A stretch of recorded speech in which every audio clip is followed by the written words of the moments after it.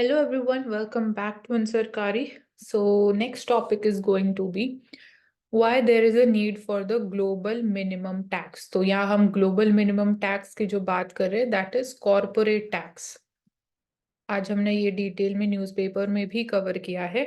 Y there is a need for this, अगर ये implement करते हैं तो इसके क्या बेनिफिट्स होने वाले हैं, एंड अभी अगर हम इसको इम्प्लीमेंट करेंगे तो कौन से कंसर्न्स हमारे एड्रेस हो जाएंगे. So this is going to be the last topic also. इसके बाद हम प्रीवियस प्रीलिम्स के क्वेश्चंस भी कवर करेंगे. So corporate tax rate across the world we see it has been dropping over the last few decades as a result of competition between the governments to spur economic growth through greater private investments. तो ये हमें हमेशा देखने को मिलता है, not just in the corporate tax rate, but इसको हम इसको अगर हम बात करते हैं कि प्राइसेस जो है मार्केट में, वहां पे भी सेम मैकेनिज्म वर्क करता है. जितना ज्यादा कंपटीशन होगा, जितने ज्यादा स्टेक होल्डर्स होंगे, जितने ज्यादा सप्लायर्स एंड बायर्स होंगे, उतना ज्यादा प्राइस हम बोल सकते हैं कॉम्पिटिटिव होगा, उतना ज्यादा कम प्राइस होगा मार्केट, जो प्राइस इक्विलिब्रियम की हम बात करते हैं. तो सिमिलरली टैक्स रेट में भी यही है कि जितना ज्यादा कंपटीशन है, सपोज इंडिया एक लोकेशन है एंड ऑल्टरनेटिवली अगर हम बोले वियतनाम एक लोकेशन है, तो यहाँ पे जिस मार्केट इकोनॉमी में कम टैक्स रेट होगा वहां पे एफडीआई होने के चांसेस ज्यादा हैं. तो इसलिए इंडिया वुड आल्सो प्रेफर कि वो जो वियतनाम में कॉर्पोरेट टैक्स रेट है वो उसी की या तो आसपास रहे, उससे लोअर रहे. सो इसीलिए वी सी कि because of competition, corporate tax rate has been reducing across the world in different markets, and global corporate tax rates have been falling from over 40%. It used to be the average 1980s. Then it has now come under 25% in 2020. तो आज हमने ये भी बात करी, India में we are having the sunset clause कि 15% corporate tax rate applicable होगा उन न्यू इमर्जिंग मैन्युफैक्चरिंग यूनिट्स पे जो अपने ऑपरेशन 31 मार्च 2024 से पहले बिगिन कर लेते हैं. सो एक ये सिनेरियो भी है. This is again to promote more FDI in India, and जो अगर हम एवरेज बोले इंडिया में तो it is again between 20% to 25%. But ये देखा ये जा रहा है कि डिफरेंट इकोनॉमीज में डिफरेंट प्राइसेस हैं, डिफरेंट कॉर्पोरेट टैक्स रेट भी डिफरेंट करते हैं. तो ग्लोबल मिनिमम टैक्स रेट ये बोल रहा है कि सारी इकोनॉमीज में एक सेम लेवल का लेवल प्लेइंग फील्ड क्रिएट करने के लिए same amount of corporate tax rate apply करना चाहिए. So OECD's tax plan tries to put an end to this race to the bottom, कि ग्रेजुअली अगर हम देखें जो अभी ट्रेंड देखने को मिल रहा है, ग्रेजुअली कॉर्पोरेट टैक्स रेट कम होता जा रहा है, तो उसको हम बोल रहे हैं रेस टू द बॉटम. इसको भी रोकने के लिए we should come up with a global minimum corporate tax rate, जिसको बोला जा रहा है कि या तो वो 10% होना चाहिए या 15% होना चाहिए. तो मेजरली वी सी कि OECD it is pushing for this reform. So, minimum tax proposal particularly relevant at a time when the fiscal state of the governments across the world has deteriorated, as seen in the worsening of the public debt metrics. So, even एक ये जो challenge है, we can say rising fiscal deficit, so उसको भी tackle करने के लिए ये जो कॉर्पोरेट मिनिमम टैक्स रेट है ये हमें हेल्प कर सकता है. कैसे हेल्प कर सकता है? Because we are seeing base erosion and profit shifting. जो टैक्स एमएनसीज को सपोज इंडिया में पे करना चाहिए but they are not, because they are building up more shell companies in tax havens. So वो वहां पे टैक्सेस पे कर रहे हैं जो इंडिया में पे होना चाहिए था, जिसकी वजह से एक बोल सकते हैं एक अमाउंट ऑफ गवर्नमेंट का जो टैक्स रेवेन्यू है वो शिफ्ट हो रहा है, वो भी टैक्स हेवंस में शिफ्ट हो रहा है. तो उसको भी रोकने के लिए हमें एक minimum corporate tax rate help कर सकता है. सो व्हाट लाइज अहेड, अभी what have been the discussions about this particular area, तो उसको देखते हैं. जो हाई टैक्स जुरिस्डिक्शंस है लाइक यूरोपियन यूनियन इकोनॉमीज, वहां पे टैक्स रेट ज्यादा है. तो the more likely to fully adopt this minimum tax plan as it saves them from having to compete against the low tax jurisdictions. तो competition और कम हो जाएगा when we are having this minimum slab rate. And low tax jurisdictions के लिए on the other hand are likely to resist this plan because again they will see उनके ऊपर एक negative impact हो सकता है. तो वहां से we can see कि more protest, because उनमें we were seeing कि जो tax haven countries थी जो उनको benefit होता था being the tax haven countries, अब वो नहीं हो पाएगा. एंड दे आर सेइंग कि हमें कॉम्पनसेशन मिलनी चाहिए, sufficient amount of compensation, then only will agree to implement this part of reform. So it should be noted कि even with in the EU countries like Poland बात करें, they have already try to stall the adoption of this. So we're talking about the opponents to this reform. So OECD's plan essentially tries to form a global tax cartel कि एक single global cartel बन जाएगा, different cartels नहीं बनेंगे जैसे OPEC के case में. तो दिस इज प्राइस डिस्टॉर्टिंग. जो कार्टल्स है प्राइस को डिस्टॉर्ट करते हैं, which is again not an indicator of healthy competitive practice in the economic sphere. तो एक ग्लोबल टैक्स कार्टेल बन जाएगा तो अल्टीमेटली फिर इसका कोई नेगेटिव इम्पैक्ट नहीं होगा क्योंकि एक पूरा ग्लोब को वो कवर कर रहे हैं. सेग्रीगेटेड कार्टल्स फॉर्म नहीं होंगे. बट चांसेस ये हैं कि ग्लोबल टैक्स कार्टल जो है ये कब तक सस्टेन करेगा, क्योंकि कार्टल को ब्रेक करना भी उतना ही इजी होता है. So it will always face the risk of losing out to the low tax jurisdiction outside the cartel. यही बात हो रही है वही कि कार्टल को ब्रेक करना उतना इजी. जो लो टैक्स ज्यूरिसडिक्शन है अगर उन्होंने स्लाइटली जो मिनिमम कॉर्पोरेट टैक्स रेट है उससे स्लाइटली लोअर अपना कॉर्पोरेट टैक्स रेट डिसाइड किया तो they would be breaking this cartel and cheating by the members with in the cartel. तो ये दो मेथड्स होते हैं through which cartel can be broken. And after all, जो countries are both within and outside the cartel, they'll have the incentive to boost investment, economic growth within their respective jurisdictions. And this is a structural problem that will persist as long as a global tax cartel continues to exist. So OECD के जो initiative है it consist of 2 pillars. तो आज हमने pillar 2 की बात करी थी न्यूज़पेपर में. So pillar 1 is focuses on addressing tax challenges arising from digitalisation of the economy. So यहाँ पे अगर हम एग्जांपल ले तो एक एग्जांपल है इक्वलाइजेशन लेवी, जो हम बात करते हैं taxes on the digital services. Second pillar is known as the global anti base erosion rules. Globe rules बोल सकते हैं इन शॉर्ट. तो this is against base erosion and profit shifting. तो इसका opposite term is this. Global anti-base erosion rules establishes the base rate approach for the global minimum tax. So it sets a minimum tax rate. तो they are saying कि 15% एक global minimum corporate tax rate होना चाहिए for the multinational enterprises with a turnover above a certain threshold. तो ये भी तभी applicable होगा. ऐसा नहीं कि हर एक जो भी एमएनसी है उसके ऊपर ये मिनिमम टैक्स रेट इम्पोज किया जाएगा. एक उनका जो टर्नओवर सीलिंग होगी, एक लिमिट, एक फ्लोर सीलिंग हम बोल सकते हैं, उससे अगर वो ज्यादा होगी तभी आपको 15% ऑफ कॉर्पोरेट टैक्स रेट पे करना पड़ेगा. So intention is to prevent these MNEs from shifting the profits to low tax jurisdictions. So though towards this progressive tax system, so Oxfam report they've launched few weeks ago focuses on the wealth inequality globally. So this is going to be one of the benefits if this system is implemented. जो wealth inequality है, income inequality है, that can reduce. So this is the second benefit. पहला benefit हमने अभी बात करी थी कि जो fiscal deficit challenge है उसको कर्व करने में भी ये रिफॉर्म मेजर काफी हेल्प करेगा. So it would also reduce the income inequality and India's 2023 budget numbers are a great way to understand why wealth and income inequality are a problem. So India may be say this income inequality is a problem. Cursory analysis reveals how little the current political dispensation cares about the poor. So fourfold solution क्या है? One is कि taxing the wealth of the richest 1%. यहाँ पे हम बात कर रहे हैं रिडक्शन ऑफ इनइक्वालिटी. तो how we can move towards equity and social justice. So पहले तो जो वेल्थ ऑफ जो रिचेस्ट पीपल है 1% टैक्स इम्पोज होना चाहिए. अब बोलोगे कि 1% तो बहुत कम है, बट उनकी जो वेल्थ का साइज है उसका 1% अमाउंट ही बहुत ज्यादा हायर होगा. सो इसलिए 1% इम्पोज होना चाहिए. Easing the tax burden on the poor and the marginalised. Here we're talking about progressive taxation system, improving access to public services like health and education. So equitable services, here we are again seeing digitization help kar raha hai humko. Strengthening safety nets, are talking about insurance and pension, and even financial awareness and financial literacy and the bargaining power of the labor. So labor rights, human rights, India may be talking about the labor laws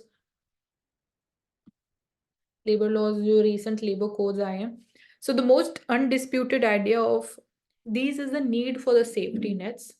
So यहाँ पे can say another recommendation is bargaining power. Why does bargaining matter from an economic point of view? तो bargaining power of the labor की बात हो रही है. Bargaining power किस चीज के लिए? Wages के लिए, जो उनकी daily wages है.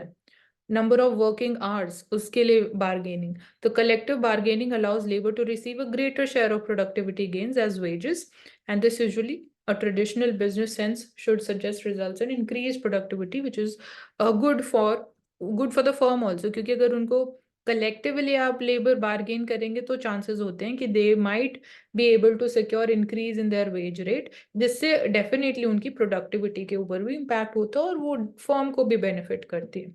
तो इस टॉपिक के रिगार्डिंग एनी डाउट्स? औशिकन Karuna, then will start with questions. No Mansi. Okay ठीक है, फिर क्वेश्चन स्टार्ट करते हैं। Okay, first question, reference to the foreign-owned e-commerce firms operating in India, which of the following statements are correct? So they can sell their own goods in addition to offering their platforms at marketplaces. औशे को बताते जाओ, करुणा अभी answer करते जाओ, उसको पहला sentence true है कि false? The degree to which they can own big sellers on the platforms is limited. हो तो सकता है सेकंड वाला ट्रू। और फर्स्ट वाला और they can sell their own goods, ऐसा नहीं हो सकता ई कॉमर्स में। नहीं, खुद के सामान नहीं बेच सकते। दूसरा अगर ट्रू है तो पहला तो ट्रू होगा ना। डिग्री टू विच वो अपने जो बिग सेलर्स हैं एक प्लेटफॉर्म पे सेल कर सकते हो, लिमिटेड है, तो अपना भी तो सेल कर सकते हैं वो अपने सेम प्लेटफॉर्म पे, तो दोनों ट्रू हैं। ठीक। जैसे अमेजोन सेल करता है ना अपने प्लेटफॉर्म पे, बट वो हम्म लिमिटेशन लगा दिया कि अब जिस आप लिमिटेड। 20% सेल कर सकते हो। ठीक है, with reference to the Indian economy after 1991 economic liberalisation, so worker productivity, that is rupees per worker at 2004-5 prices increased in urban areas while it decreased in rural areas. False, worker ऐसा productive नहीं हुआ। क्यों false हो गई है? Worker productivity rural areas में decrease हुआ है और वो अर्बन एरियाज में इंक्रीज हुआ है।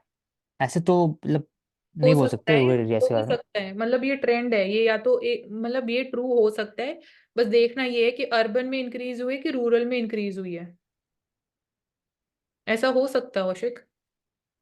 बस चेक करने की बात यही है, अब यहाँ पे श्योरिटी नहीं है। तो वर्कर प्रोडक्टिविटी 2004-5 प्राइसेस के हिसाब से अगर हम जाए तो मेरे हिसाब से हो सकती है अर्बन एरियाज में इंक्रीज होनी चाहिए and decrease in rural areas. यहाँ पे ये सिनेरियो भी हो सकता है कि अर्बन में इंक्रीज है और रूरल में भी इंक्रीज हुई है, दोनों में इंक्रीज हो सकती है। ठीक है, ये चेक कर लेंगे।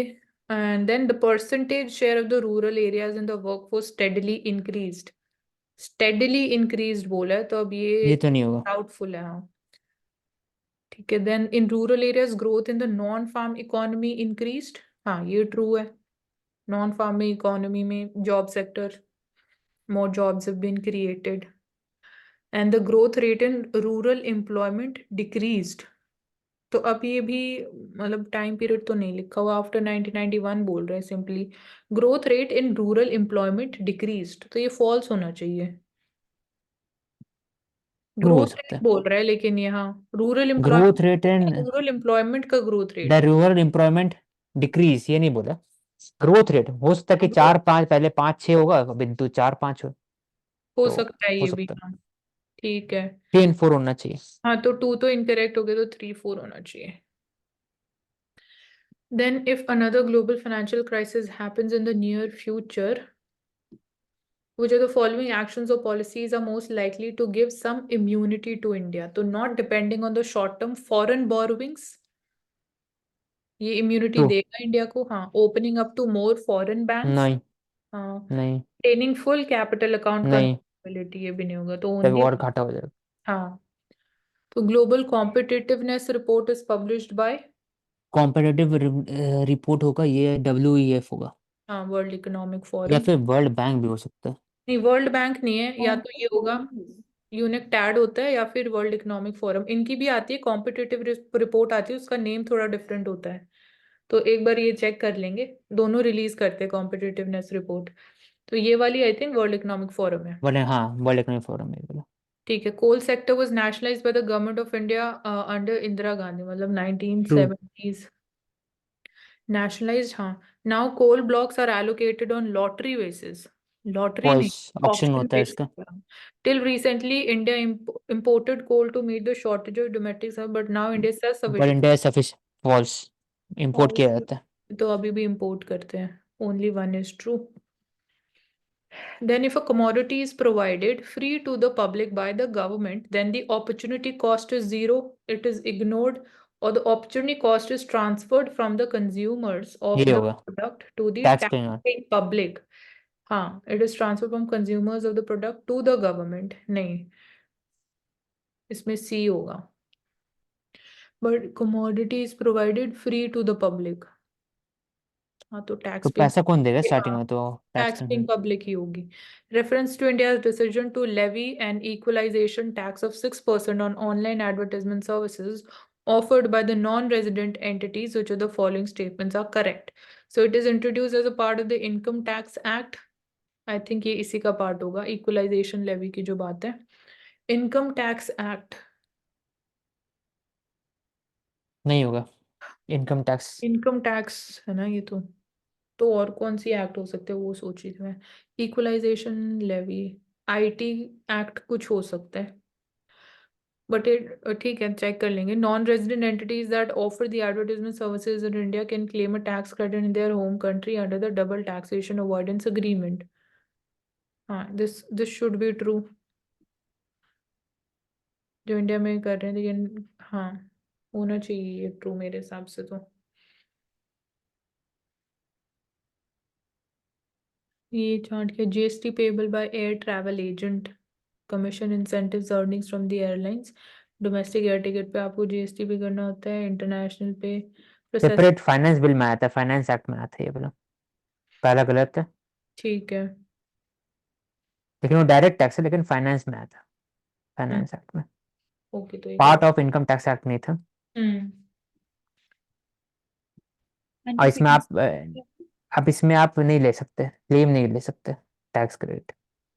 ठीक है, क्लेम भी नहीं ले सकते हैं. ओके. फिर वो देन व्हाट इज और are the you most asking something करो ना।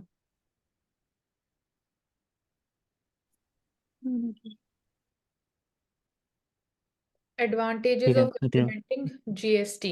It will replace the multiple taxes collected by multiple authorities, will thus create a single market. This is true. It will drastically reduce the current account deficit of India and will enable it to increase its foreign exchange reserves. ये गलत होना चाहिए.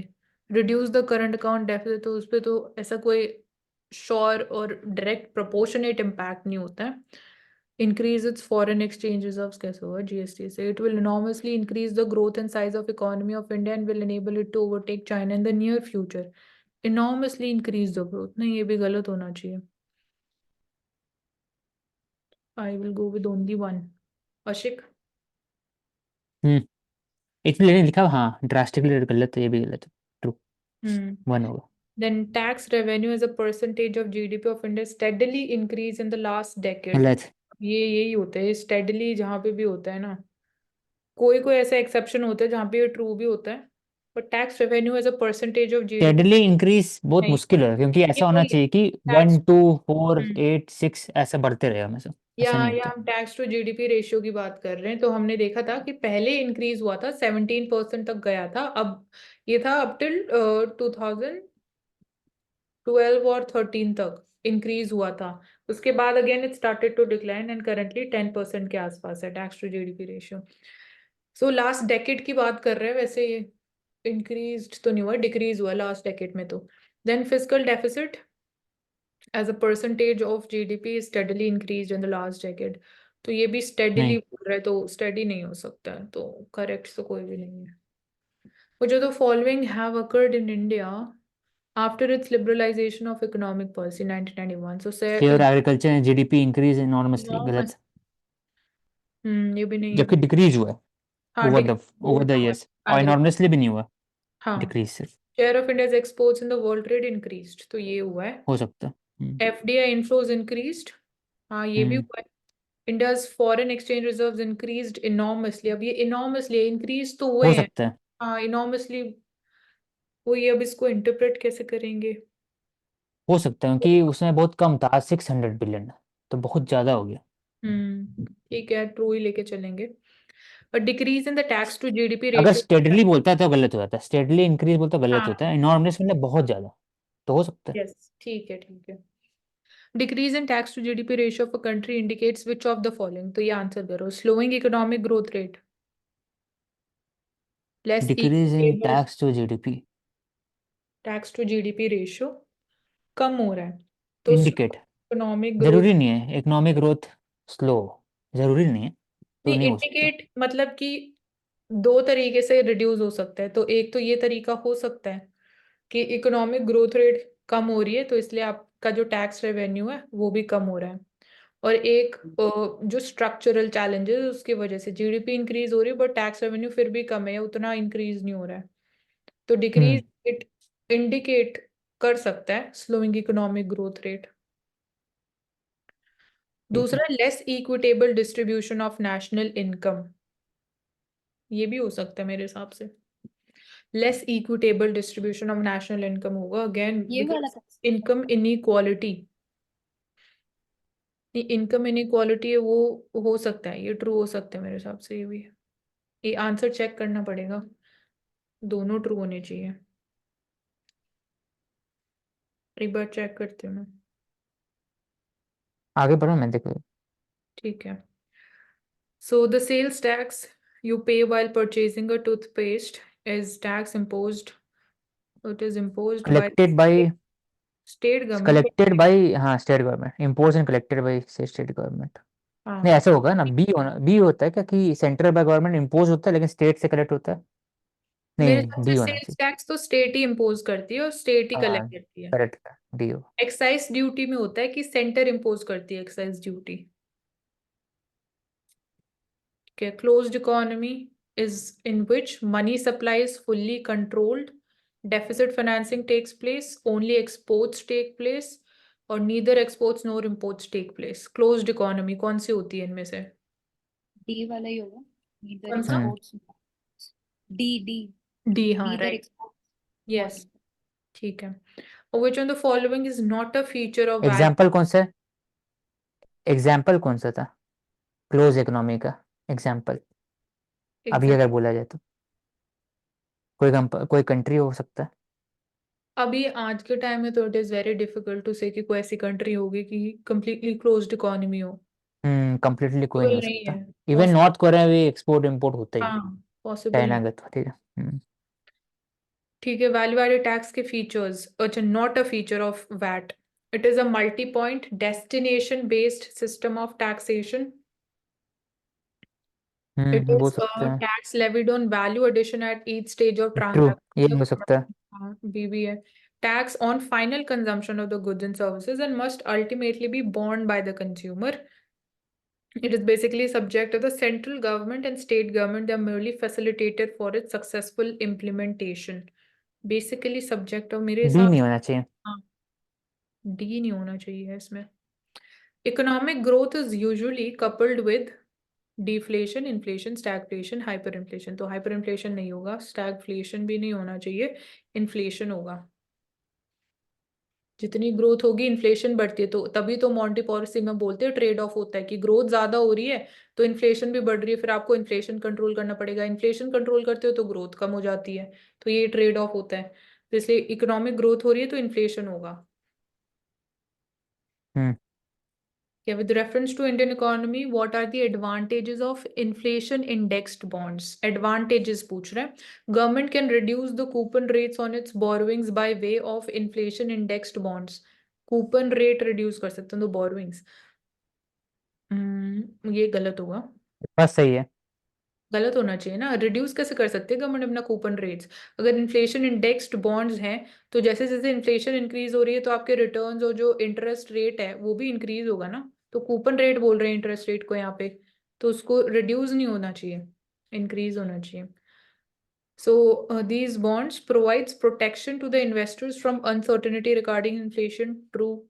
The interest received hmm as well as the capital ये gain गलत है, are not taxable. Taxable होता है। Taxable होता है। तो थर्ड इनकरेक्ट हो गया, तो 1 and 2 आर करेक्ट। अच्छा, वन करेक्ट, वन करेक्ट कैसे होगा? It can reduce the coupon rates on its borrowings by way of inflation index bonds. ये देखना पड़ेगा इसमें क्या लिंकेज और लॉजिक है।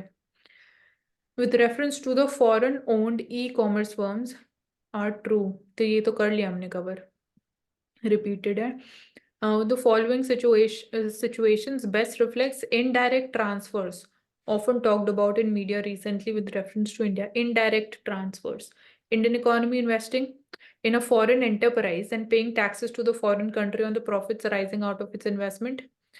A foreign company investing in India, paying taxes to the country of its base on the profits arising out of its investment. Then Indian company purchases tangible assets foreign country, sells such assets after the value increases and transfer the proceeds to India. तो ये नहीं होगा.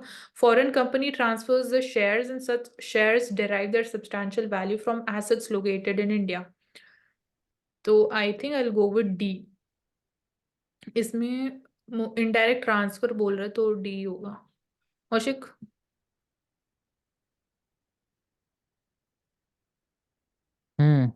हो सकता है।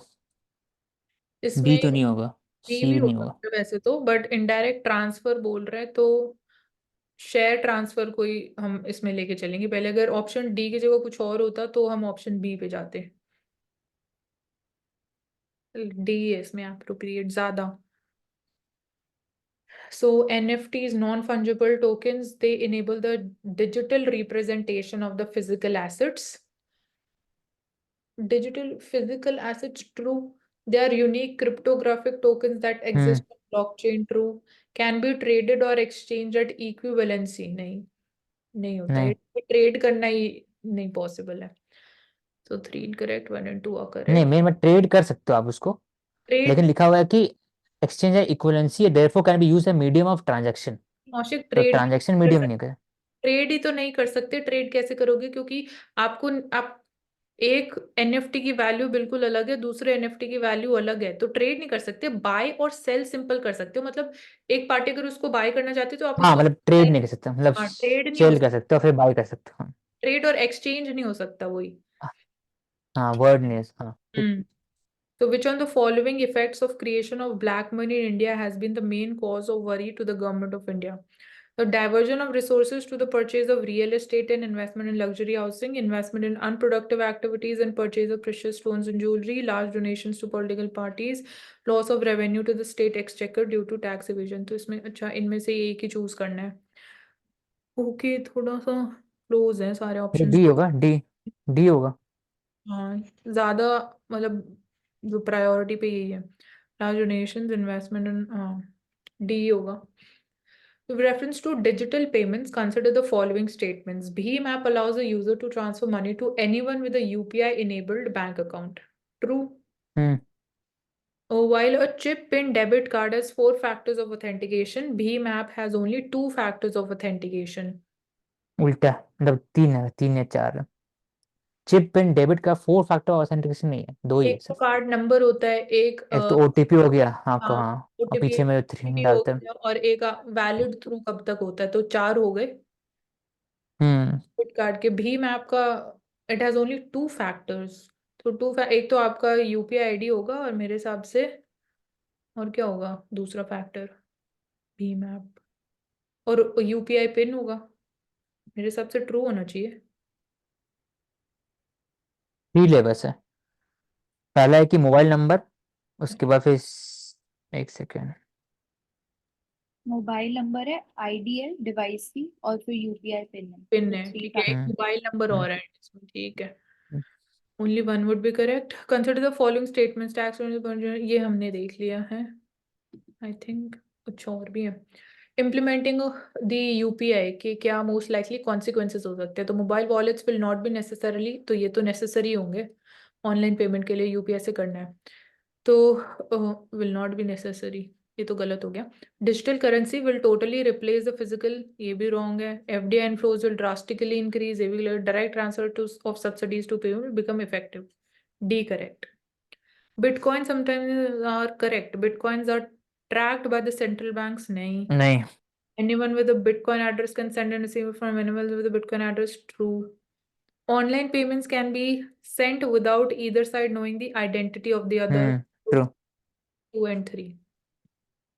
Okay तो खत्म हो गए. थोड़े जो यहाँ पे डाउट्स थे वो उसके बारे में आई शेयर द इंफॉर्मेशन जो मेरे को मिलेगी.